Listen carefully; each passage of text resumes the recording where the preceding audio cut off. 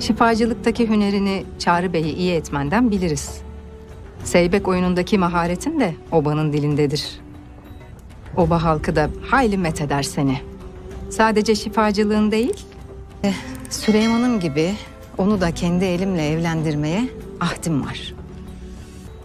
Görmek bana da kısmet olur belki. Alparslan'la karşılıklı oyununuzu görenler, dağın dağa yaslanması, bülbülün güle seslenmesi gibiydi der.